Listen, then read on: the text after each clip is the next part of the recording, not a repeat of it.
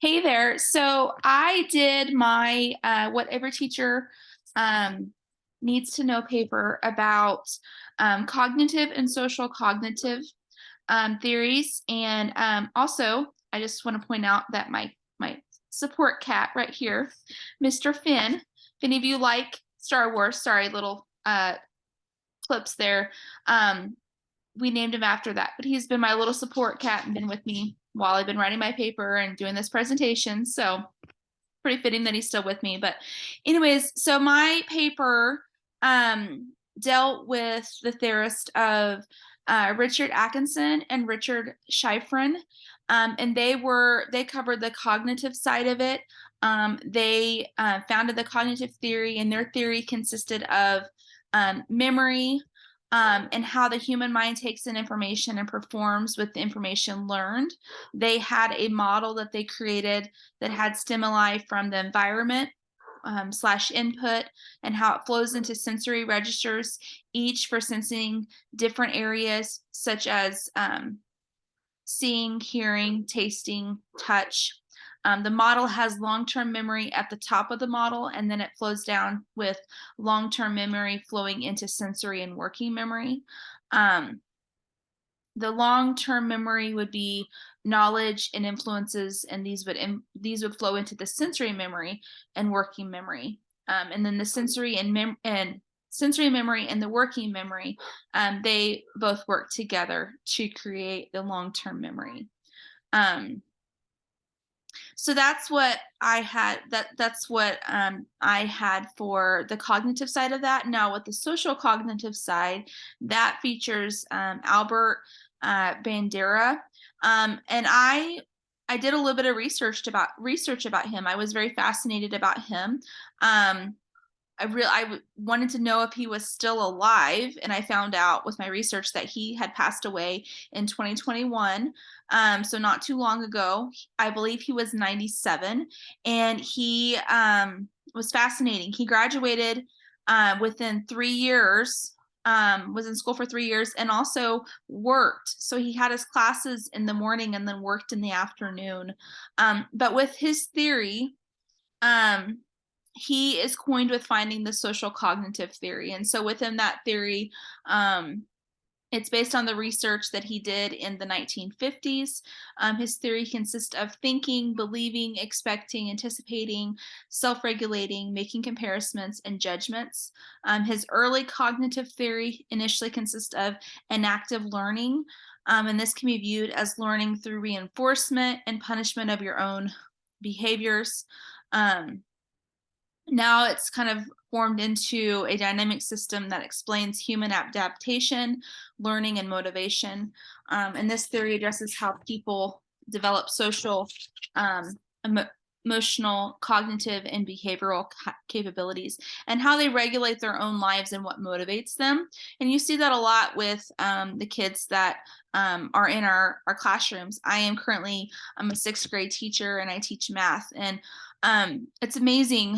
We can start our class period out in the class, and the kids are doing their fluency. They're beginning math questions for that lesson for that day, and there might not be anybody raising their hand. And if I go and get myself, if I can go get, or my other licensed teacher that's in there with me, that's modeling a lot of the lessons, if she goes and gets Tootsie Rolls, immediately we have 6 or 7 hands that get raised, and that's just from that motivation. That little Tootsie Roll is what's motivating them to raise their hand and to pay attention and to focus. And so we've been doing that off and on, and that really has been a big thing. And I just kind of think about that with the motivation for this. But also within the Bandera theory, there is the triadic reciprocal causality that's described in the social cognitive theory. And this has to do with 3 kinds of influences, such as personal, environmental, and behavioral. Um, these 3 different types of factors are always working together constantly. If one of them is off, then the triadic reciprocal causality is off as well. But personal factors such as expectations, belief, motivation, attitudes, knowledge, cognitive abilities, the physical and social environment, um, Those would be consequences of actions, resources, other people, models, teachers, physical settings, and then behavior, which would be individual actions, verbal statements, and choices that are all influenced by each other. He's also known for agency and self-efficacy. An agency is also known as human agency, is one's capacity to coordinate learning skills, motivation, and emotions to reach your goals. While on the other hand, self-efficacy is the person's sense of being able to deal effectively with a particular task. Um, Self-esteem kind of goes along with that, but it's not the same as self-efficacy. Self-esteem is just how you see yourself or think of yourself. And self-regulation also flows along with this as well, which is being able to, with students being able to self-regulate themselves if they're having a hard time focusing, um, having them advocate for themselves and step out of the classroom and take a moment to compose themselves, or if they're coming from an environment such as I have one of my classes, it's kind of a split class where I have my kiddos for like just 10 minutes, and then they go to stretch, and then they have lunch, and so then they come back in and they're all wild and crazy. And so I have one student that will go and stay outside the classroom before entering in the classroom to self-regulate and to kind of help themselves. But there's other students and other times that they might need to go and take a walk, and just that little bit of change in scenery does a lot and just kind of helps self-regulate them. But you also have the time where the other part of that where if you have a student that is their behavior is completely out of control, we have it where we give them a warning, they have a behavior problem solving sheet that they fill out, and then they have to think and process their behavior. So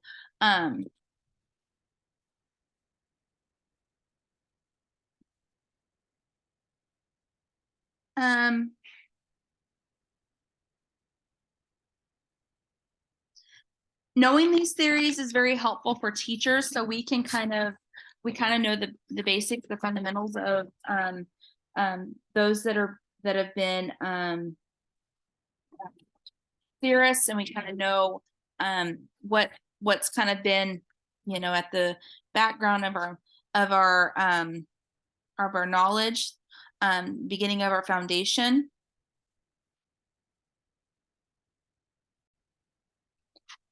Also, just with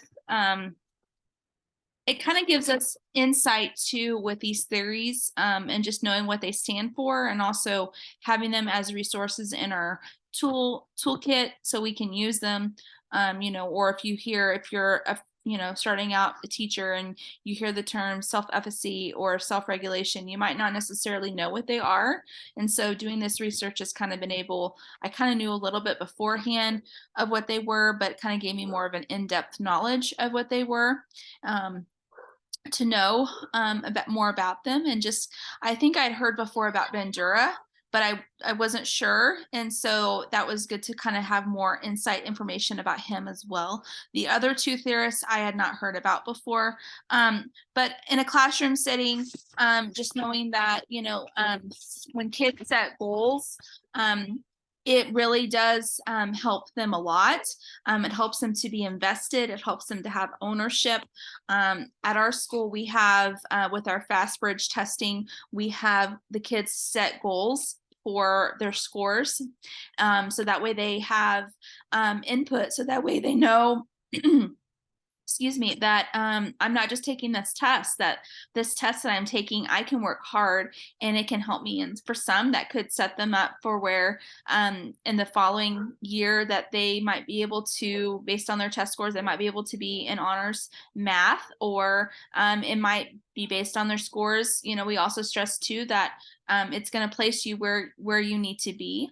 And so if you do it accurately and you set your goals accurately, that's going to help you. And also just setting goals in general for what they want their year to look like. That is a big thing as well. And it just helps them to know that, they can achieve that. And as a teacher, it helps you to know where they're at and what their goals are, so you can kind of push them and help them as well. Also, with the self-regulation, that was another thing that was really important, is just as a new teacher or as one that's getting ready to take a praxis, the self-regulation is just another tool to have in your box, in your toolbox. So when kids need to self-regulate, they can step out and self-regulate. They can do what they need to do to calm themselves and get focused. And so, sorry, my cat's kind of moving there. Um, let's see.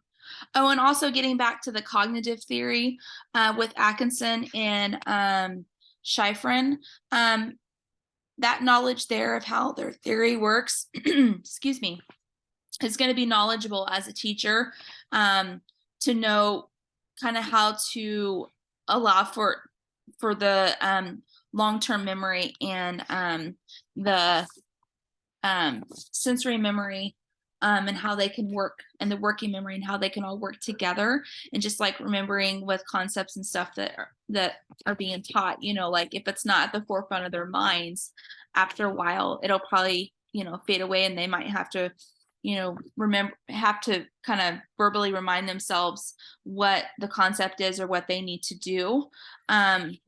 So that's kind of one of those things, maybe if it's always kind of concepts, if they haven't been worked on for a while, if they kind of get brought back, that kind of helps. Like I'm thinking of right now as a math teacher, with multiplication charts, just kind of continuing to work on those, or long division. Those are two areas that our students really have a hard time with.